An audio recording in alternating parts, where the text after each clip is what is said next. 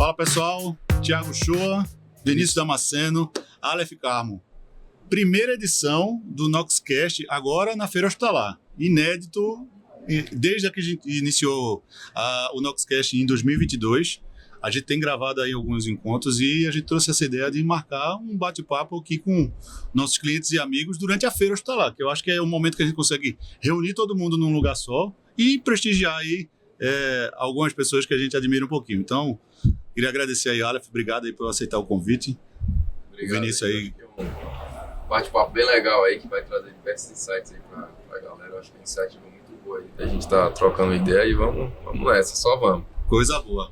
Então, foi o Vinícius que escolheu o tema. Exato. Primeiro prazer, né? Thiago, obrigado, Aleph.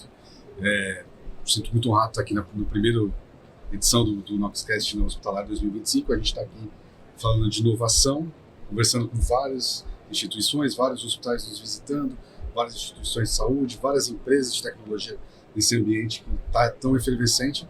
E a gente queria falar com vocês de alguns temas do dia a dia. Mas antes de falar dos temas, né? Thiago Shoa nordestino, Aleph nordestino, eu paulistano, queria fazer às vezes e perguntar, Aleph, por que tecnologia, da onde você vem? Fala um pouquinho de você pra gente antes da gente começar aí o nosso bate-papo. O cara sair da terra do Beach Park e vir bater em São Paulo, é isso. Eu não lembro o nome daquele negócio. De sofrer, hein? O surf com paraquedas. Kitesurf. O cara sair da praia pra vir pra selva de pedra. Gostar mais, mas conta um pouquinho pra gente, Aleph. Que história é essa? Cara, eu sempre gostei de tecnologia desde pequeno, então eu sou do interior do Ceará, eu não sou natural de Fortaleza, sou do interior do Ceará. Qual a cidade? Tianguá. Tianguá, acho que é mais pra região de Iguatu. Isso. Meio central ali. Já andei um bocadinho já. Perto de Sobral. E assim, eu sempre gostei muito de tecnologia, mas por incrível que pareça, em 2010, ali 2011, foi o boom da engenharia, né? Engenharia civil. Então a engenharia civil estava muito alta e naquela época só 3 profissões que você conseguia ser alguém na vida. Ou você era engenheiro civil, ou você era médico ou advogado. Então eram essas 3 profissões. E aí a minha primeira formação foi engenharia civil. Então me formei em engenharia civil, só que aí no 10º semestre ali eu já vi que não era pra mim esse negócio e migrei pra ciência da computação. Eu tenho um irmão que é engenheiro civil, foi pra ele. Você tem 2 futuros, ou você vira Uber ou você vira engenheiro. Ele ficava bravo comigo. Mas ele virou engenheiro. Mas é um desafio. É um desafio. Você já tinha o caminho da exata. Exatamente. E aí eu migrei pra ciência da computação e logo nisso eu já comecei a trabalhar na saúde. Então, que idade isso, né?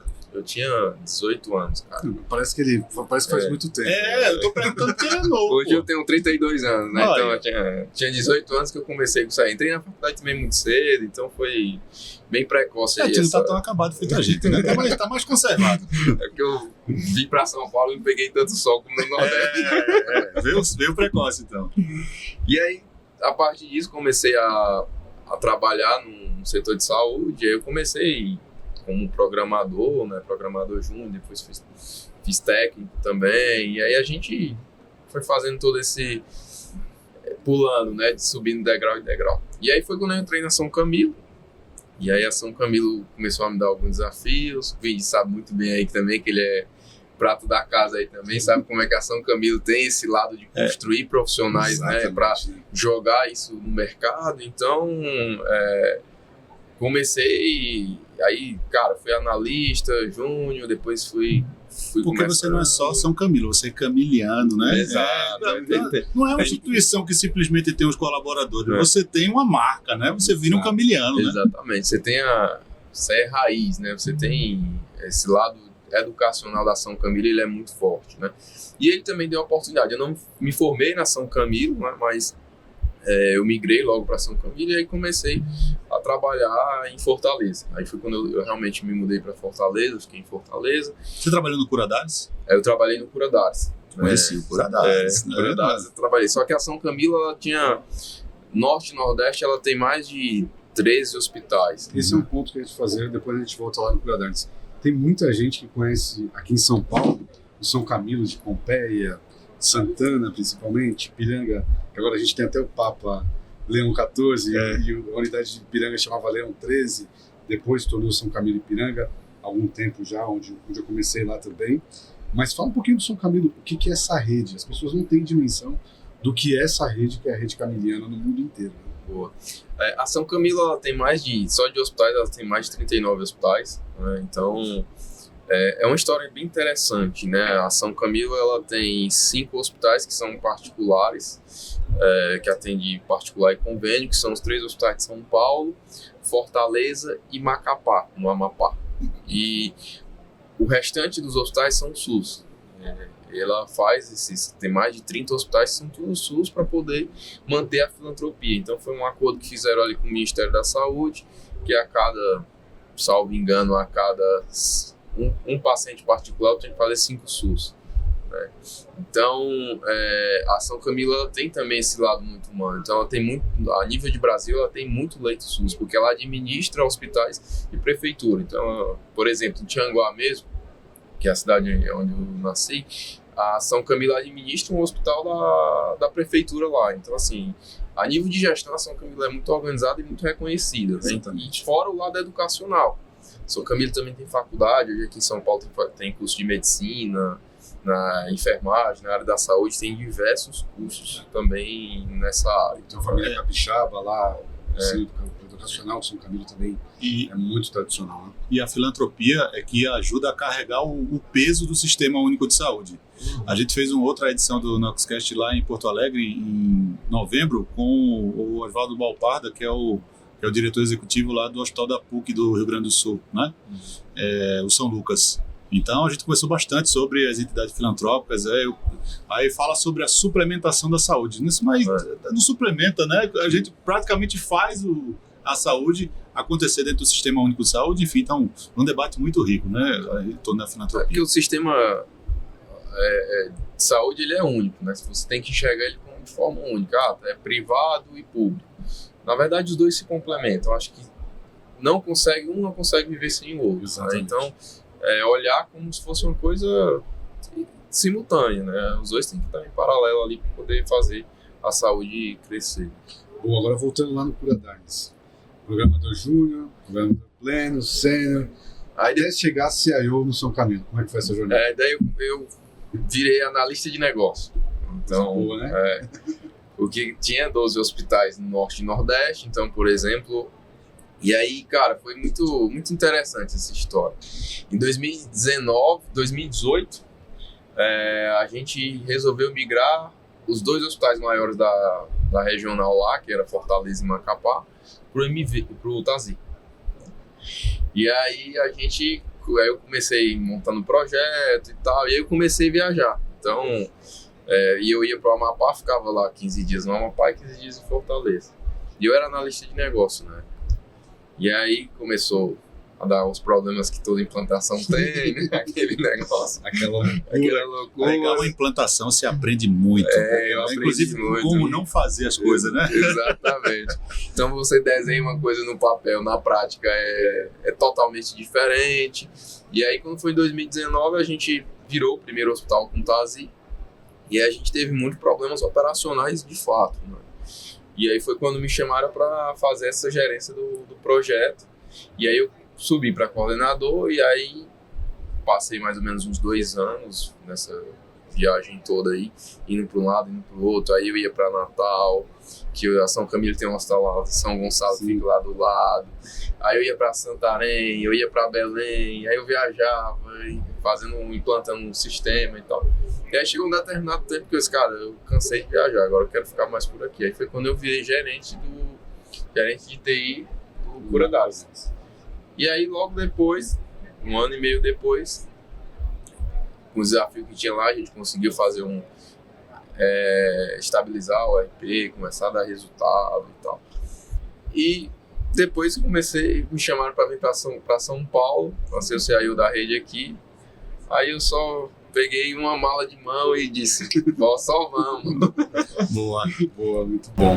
E nesse desafio, chegando aqui em São Paulo, você deve ter lidado, você falou de muitos hospitais que são filantrópicos, também são da saúde suplementar, mas você deve ter ouvido falar daquilo que é o nosso tema do nosso podcast hoje, que é a experiência do cliente e como a tecnologia colabora com a experiência do paciente em toda a jornada. como é que foi esse primeiro encontro seu com esse termo e o que para você hoje é a experiência do paciente, a experiência do cliente dentro do ambiente hospitalar? A experiência do paciente hoje, eu até brinco com a minha galera lá, que o CEO ele não vai ser mais cobrado só por uptime, ele vai ser cobrado por NPS. Exato. Boa. Porque a experiência do paciente ela está ligada diretamente com a tecnologia. E você conseguir, o maior desafio da experiência do paciente hoje é conseguir conectar de uma forma simples e humanizada para o paciente. Porque realmente você pega desde o agendamento, que você, falando de experiência do paciente, você tem que conectar com ele antes dele chegar no hospital. Existem dois pontos. Antes dele chegar, quando ele chega e a estadia dele. Você Então, tem que ser bom para ele antes mesmo dele entrar na tua instituição, né? exatamente. Então você tem que se conectar com ele, tem que ser uma forma amigável. Né? Então, a tecnologia ela está ligada diretamente na experiência do paciente. Então, para quem vai assistir ou está assistindo isso aí, você vai fazer um agendamento de consulta hoje. Cara, se o portal você der mais de 10 cliques, você já fica entediado. Então, assim, tem que ser uma parada simples. Se a ampulheta ficar e rápida. É Entendeu? só a gente fazer um paralelo sobre as ligações recorrentes que as nossas amadas operadoras de telefonia Exato. insistem em fazer, em querer falar conosco. As pessoas estão querendo falar menos para resolver mais rapidamente. O tempo está cada vez mais escasso. É o que a tecnologia pressupôs para a gente, porque nosso tempo está cada vez mais valioso. A moeda mais cara hoje é tempo. Perfeito. Né? Pô, se eu tivesse mais 10 anos atrás na minha vida, o que é que eu faria de melhor? Então, essas são algumas premissas que a gente, como consumidor, né, para além de provedores, né, de acesso a serviços através da tecnologia, que a gente quer. Então, poxa, eu quero uma experiência bem sucedida com alguma instituição. Eu costumo dizer que ninguém compra nenhum produto no e-commerce sem saber a data que vai chegar. Total. A gente está falando de quê? SLA. Né? Então, se você entra em qualquer site, aquela ampulhetinha fica girando, diz assim, não tiver uma mensagem, aguarde enquanto estamos processando, ali já é, por incrível que pareça, a tecnologia humanizando a interação com o indivíduo, né? Com certeza. Então, para a área de saúde, eu acredito que ele precisa ter essa mesma perspectiva, não é isso? Total. Porque você acaba, quando você fala assim um pouco de experiência do paciente dentro da área da saúde, a tecnologia ela facilita, mas ao mesmo tempo ela afasta as pessoas. E quando você fala em experiência do paciente, não é só a tecnologia em si, é você se conectar de fato com o paciente até a tecnologia. Porque assim, quando você está fazendo uma compra na internet, cara, você vai lá, pede o seu produto e vida que segue. Agora, quando você está falando de saúde, todo mundo quer ter o quê? Essa humanização, quer Isso. se sentir abraçado. E aí, esse é um desafio também, falando um pouquinho de tecnologia com experiência do paciente. Como é que a gente consegue humanizar a tecnologia para não deixar uma parada tão robotizada? Essa era uma pergunta que eu tinha deixado até num scriptzinho aqui, que a gente não vai seguir ele, mas É porque aqui a gente nunca usa roteiro, a gente pega um tema e vai. Mas eu ia te perguntar se você acreditava que a TI hoje tem um papel na experiência do paciente, às vezes até mais importante do que os processos e profissionais assistenciais. Como é que a tecnologia hoje impacta, até mesmo mais do que a assistência, naquilo de percepção do paciente, do tratamento dele e da jornada dele dentro da instituição? Dentro da saúde, eu acho que a tecnologia ela tem um papel fundamental hoje, desde a segurança do paciente até a experiência do paciente. Então você tem uma jornada realmente digital muito forte dentro das instituições de saúde, né? Então, se você vai em um hospital hoje que ele não é informatizado, o tempo que você demora para chegar até o médico é muito demorado, né? E isso é o que? A experiência do paciente. E uma vez que você informatiza esse cuidado, o que você melhora? A experiência do paciente. Porque, cara, você vai no pronto-socorro, você quer fazer o quê? Você quer conversar com o médico. Você não quer passar no totem, você não quer ficar fazendo ficha, você não quer pegar autorização, você não quer nada. Você só quer ir lá, passou no médico, tomou seu medicamento e foi embora. Então, assim, a tecnologia, o que ela ajuda nisso? Ela facilita esse processo para você chegar mais rápido na frente do médico. É o famigerado PPT, né? Pessoas, Processos e Tecnologia. Eu já visitei alguns hospitais, principalmente de menores estruturas, mas que tinham um excelente processo assistencial. Qual era o limitador? A falta de processo e a tecnologia. Poxa, eu sou muito bem atendido naquela instituição, o pessoal tem um acolhimento humanizado, mas ele tem limitações. Então, você fez o melhor do que era possível dentro dos recursos que você tinha. Então, poxa, a excelente enfermeira conseguiu fazer um bom atendimento, mas se o paciente não tem a tecnologia, quando esse paciente voltar, qual é o teu grau de assertividade no atendimento daquele indivíduo? Você vai gravar? Não. Então, você tem o histórico, inclusive para ter uma conduta mais direcionada e, lógico, né, sair um pouquinho desse discurso comum nos players de tecnologia. Prontuário eletrônico para a humanização da experiência. Prontuário eletrônico ajuda o profissional de saúde a ter uma conduta mais assertiva, mas ainda não humaniza. Só vai humanizar quando alcança o indivíduo mesmo. Então, ele tem que sentir, ele tem que interagir. Então, eu acho que o exemplo que tu deu aí foi muito adequado para já ter essa experiência, ou seja, antes do hospital, ele entrar para agendar, né? Uma experiência de hotelaria. Então, quando ele estiver durante a jornada de internação, ele poder já fazer as solicitações ali no dia a dia, que normalmente acontece ali de você onerar a equipe de enfermagem. Então, tem uma série de aspectos que a gente já tem visto acontecendo aí no mercado, né? Você pega, eu acho que tem dois lados. Tem um cliente que ele não chegou ainda no hospital e o cliente que ele está no hospital. E falando um pouquinho de tecnologia para conectar o paciente, vou dar outro exemplo. Tá? Cara, você fez um exame, você foi presencial no hospital, você fez lá um ecocardiograma, por exemplo. Cara, se você não tem um portal para o cara tirar o resultado, ele tem que voltar no hospital para ele pegar o resultado. Impresso. Então, assim, cara, o cara fica no mínimo com raiva. Falando em São Paulo, ele tem que se deslocar, Exato. pegar trânsito. Cara, então assim, olha a experiência do paciente. Então a tecnologia, hoje, ela nunca vai ser o core na saúde, mas hoje ela tem esse papel de facilitar o cuidado ao paciente e otimizar com segurança também. Agora eu vou fazer o papel do advogado do campo, né? Porque se a gente está falando só de coisa boa, vamos falar de coisa difícil. Eu, Vinícius, fui numa instituição hospitalar, passei lá no médico, no pronto-socorro, fiz o atendimento, fui atendido de forma excelente. No final do meu atendimento, o médico me fez uma receita. Essa receita automaticamente chegou no meu celular, mas o que o médico fez? Ele imprimiu e me deu, porque ele tem uma barreira ali. Cultural, né? Cultural. Pensando em experiência do cliente aliada à tecnologia, quais são as principais barreiras e qual que é o principal erro ao tentar aportar tecnologia na experiência do paciente?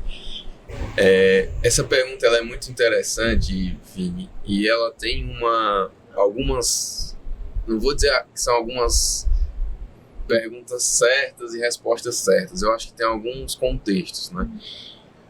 Falando um pouquinho eu acho que tem geração, falando um pouquinho de Geracional, né? uma coisa geracional aí no meio, entendeu? Vou dar um exemplo que você acabou de falar. Se eu der um papel com um cara de 22 anos, ele nem quer.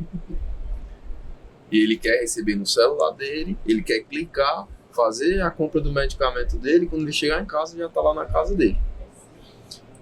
Agora, se você fala isso, por exemplo, para 50 mais, 60 mais, se o cara sair de uma consulta e ele não sair com o papel, a satisfação dele é zero. Por quê? Porque ele acha que Não fez nada. não fez nada. A gente teve essa experiência com alguns projetos nossos de telemedicina. Então, a gente faz um atendimento virtual fantástico. No final, ele pode até avaliar, mas se ele não saiu com a receita impressa, ele não teve a sensação que foi atendido.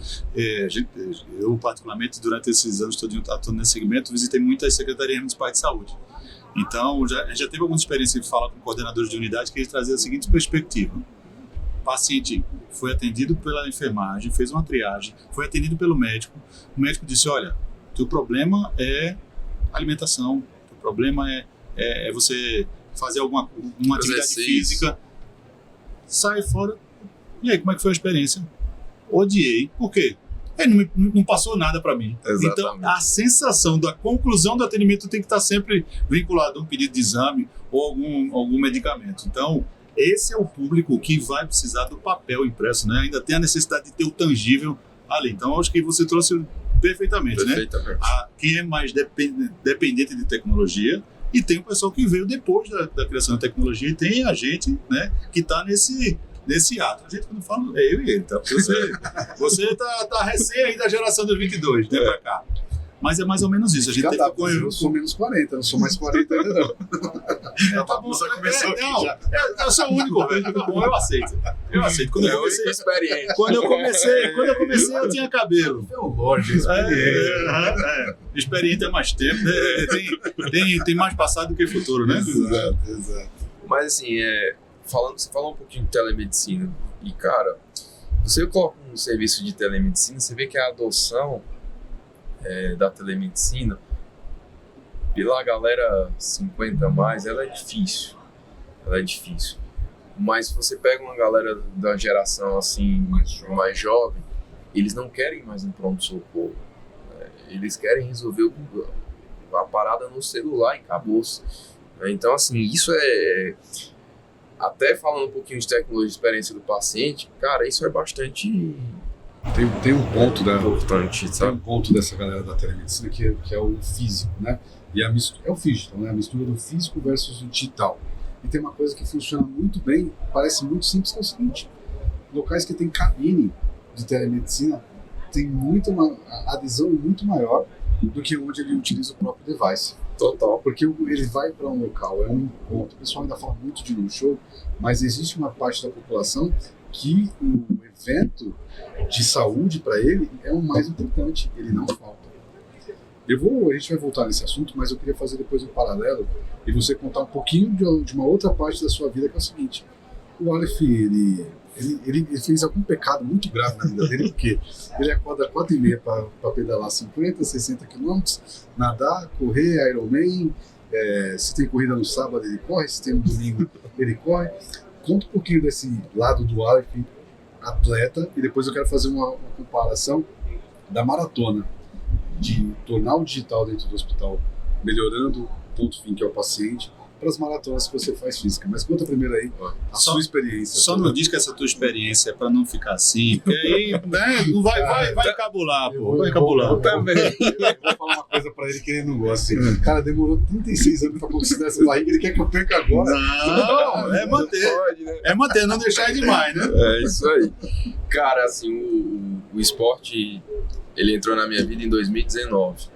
Em 2019, eu tava viajando muito, trabalhando muito, estudava e não tinha Cara, era uma pressão válvula de escape, alta, né? Era um negócio lascado. E aí, assim, cara, eu preciso mudar.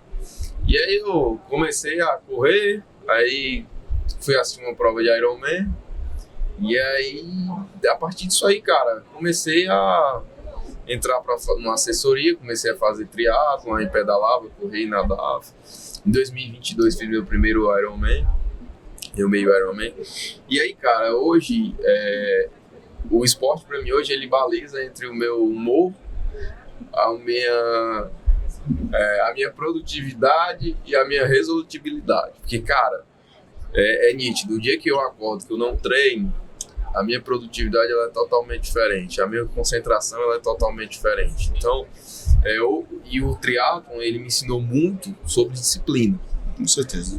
Por quê? Porque, cara, você tem que acordar todo dia para fazer o treino. E não tem outra coisa. E é não paciência. só sobre disciplina. Esportes de competição faz com que você consiga atingir as tuas metas pessoais e profissionais melhor do que se você não faz esporte de competição. Com certeza. Então, se tu tem um objetivo, é melhorar o teu tempo, é conseguir ser melhor do que o teu oponente, tu traz isso para a tua vida em todos os outros aspectos, perfeito, né? Familiar, social, profissional. Então, tem estudos sobre isso, né? Grandes CEOs que fazem esporte de competição, eles conseguem ter melhores resultados. Conduzem empresas que são mais lucrativas, enfim. Então, essa reflexão... Aí tudo isso aqui a gente está fazendo com você. Eu não sou... Mas eu não sou um super atleta. Não, eu não sou um super atleta, mas pegando um gancho na tua fala, Aleph, em 2020, eu iniciei um processo de crise de ansiedade. E, assim, é muito maluco, porque você tá tranquilo, você acha que não tem problema, mas a gente tem uns gatilhos que dá palpitação, Sim. etc. Aí eu fui várias vezes na urgência achando que eu estava infartando. Porque crise de ansiedade dá um... Lá no Nordeste a gente fala de gastura, né? Ninguém não sabe o que é gastura. Dá uma gastura. Chegava na urgência, não era nada. Sinais vitais tudo certinho, você sente uma pressão no peito achando que tá um batimento acelerado, não estava. E a médica disse, procure um psiquiatra, porque você deve estar com crise de ansiedade. Eu disse, eu não aceito ter que tomar ansiolítico. Aí eu comecei a fazer atividade física. Comecei na academia, não um Ironman nem nada, mas só academia. Comecei 1, 2, 3, 4 semanas. Nas semanas que eu passava 2 semanas sem treinar, voltava e disse, opa, já entendi.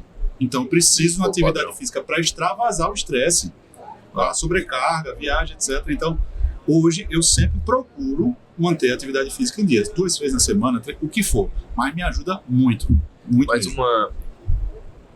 o triatlo, além da disciplina, né, ele também controla muito minha ansiedade, isso aí Isso. é de fato, né? Mas você fazendo um paralelo na vida profissional, que o triatlo é o seguinte, disciplina, paciência e Constância também. constância, e talvez dê certo. Sim. Talvez, né? Talvez dê certo. Por exemplo, a minha primeira meia maratona que eu fiz, cara, foi em 2020. Pra mim conseguir baixar o tempo, foi na minha última prova que eu fiz agora que eu consegui baixar 15 minutos. Então eu tive aí um tempo aí mais ou menos de uns 4 anos Para baixar 15 minutos. para baixar 15 minutos. Mas o Usain Bolt, né? 4 anos para fazer um tiro de 8 segundos. Então, isso aí ensina... E você ensina muito. Então, assim, eu sempre faço esse link com a tecnologia também, porque, assim, cara, se liderar equipe de tecnologia, liderar projeto, existe uma coisa muito essencial, que é disciplina, foco, comunicação e resiliência. E o esporte, na minha vida, ele me ensinou muito sobre resiliência e disciplina. E, cara, já teve eu fazer um ciclo para Ironman, acordando todo dia 4h30, treinando 2 horas por dia, e aí chega no dia da prova, você não acorda bem. Aí você olha para trás assim, cara, 6 meses, e aí eu comi alguma coisa à noite que no dia seguinte eu não consigo nem correr. E aí você tem que voltar e começar tudo de novo. E a tecnologia, na liderança, ela é assim. Né? Você transcreve um projeto, cara, tá desse jeito e tal, tem sponsor da área. Quando você coloca a ferramenta, ela não entrega o que era para ser entregue. Não, na minha máquina tá funcionando. Né? Em homologação tá tudo Exato. certo. E quando entra na produção... É outra história. E aí você tem que ter o quê? Resiliência. Você tem que saber negociar entre seus pares. Eu comento muito que os pares dentro do hospital, eles nem sempre esperam que tudo dê certo. Mas eles esperam que você esteja lá quando tudo der errado. Isso aí. Então isso é que muda o jogo. O papel do CEO hoje, ele tem que sair do técnico e ele tem que ir para o estratégico. Porque o que você enxerga muito hoje?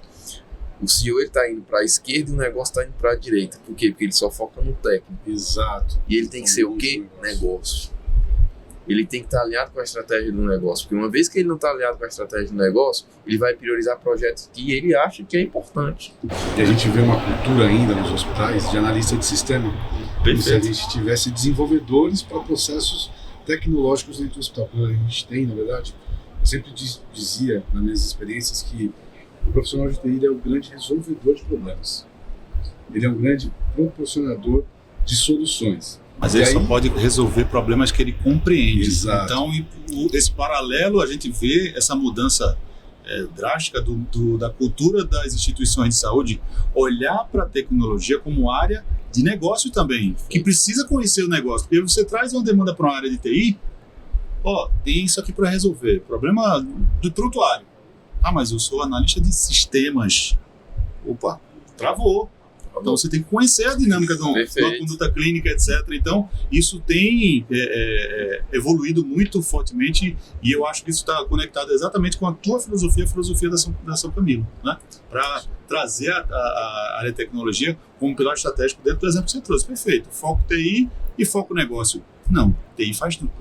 Exatamente. Tem um ponto que vem um monte de gestor agora aqui na feira, gestores vão em outros locais, nos recebem para mostrar soluções e como conter a empolgação das novas tecnologias para não prejudicar a experiência do paciente.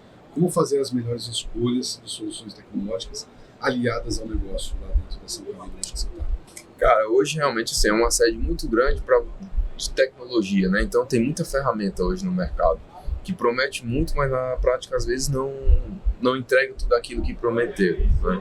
E realmente você tem que estar alinhado com a estratégia do negócio, sabe por quê? Porque quando a TI contrata uma ferramenta, não dá certo. Quem tem que contratar, existe muitos CEOs que não conversam com o corpo clínico. E aí o que acontece? Eles desenvolvem ferramentas que não vão ser usadas. Então, você tem que estar junto do negócio para quê? Cara, vamos atrás de uma ferramenta para fazer isso. Você me ajuda? Ajuda. Eu quero ela. E aí funciona. A partir do momento que a TI chega numa feira hospitalar e diz assim, cara, eu quero implantar isso aqui e tenta descer igual lá abaixo, não vai. Não vai. Isso é um desafio nosso, inclusive, porque a gente visita vários hospitais e muitas vezes a demanda nasce pela área de negócio, mas por ser tecnologia, invariavelmente vai desaguar na tecnologia, e o inverso também é verdadeiro. E muitas vezes a gente lida com instituições que têm aspectos políticos dentro da instituição. Perfeito. Então, a TI talvez não seja ainda reconhecida como estratégica. Exato. Ela fica encostada e fica, muitas vezes, o papel nosso como parceiro, fornecedor, de apaziguar, de fazer essa junção e essa união, e aí a gente tem que ter muitas habilidades sociais até. Por quê? O sistema funciona, atende a necessidade, o pessoal da área gostou, quando chega na TI. Pronto, a TI vai olhar assim, lá vem mais um fornecedor para a gente administrar. Tu já lidou com situações como essa lá? Eu acho que sim, né? Porque a gente lida com isso o tempo inteiro quando a gente vai visitando os hospitais, né? E aí assim, cara, hoje o CIO de saúde, ele tem que ter esse background comportamental. Ele tem que saber conversar, ele tem que saber se comunicar e principalmente negociar entre os pares. Soft skill. Tem que ter isso, porque senão, cara, acontece o que você falou, fica a TI de um lado e o negócio do outro. Aí é o que acontece. A TI é como se fosse um funil.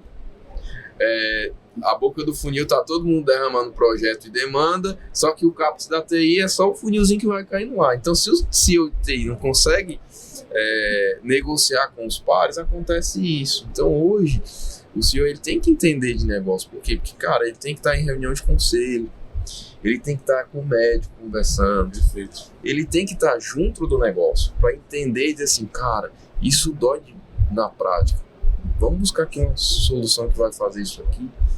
E hoje a galera enxergou já algumas instituição que não enxergou ainda que a TI, que tecnologia é um meio para ter um negócio mais eficiente e escalável, vai deixar de existir. Isso aí é questão de tempo, né? Mas na saúde também, a tecnologia não é o core.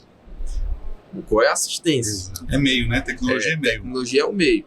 Então, assim, não adianta eu querer pegar todo o orçamento dentro da empresa e colocar dentro de tecnologia. Não vai.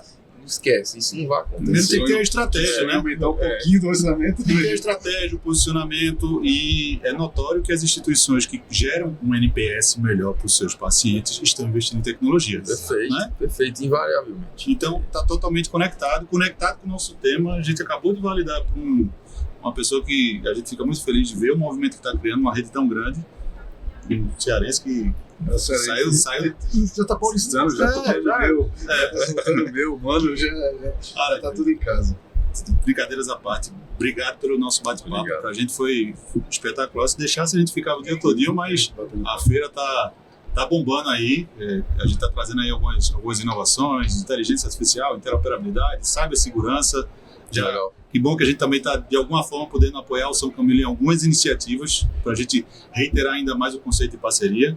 E, mais uma vez, agradecer aí o convite e deixar o registro aí para o pessoal acompanhar. Teremos outros encontros também, né, durante a feira, com outras pessoas aí tão representativas quanto a Aleph para a gente. Obrigado aí. Amigo. A tecnologia realmente ela tem um poder muito... Eu acredito que a tecnologia ela tem um poder muito forte de mudar a experiência e o cuidado do paciente, né? Então, acho que é uma das saídas aí para essa crise que a gente vive também na saúde. Eu acho que a tecnologia é um dos pilares aí que vai mudar a regra do jogo aí. Então, perfeito. Parabéns e obrigado aí também pela iniciativa. Obrigado, meu amigo. Obrigado, pessoal. Valeu, obrigado. Até mais, pessoal. Valeu.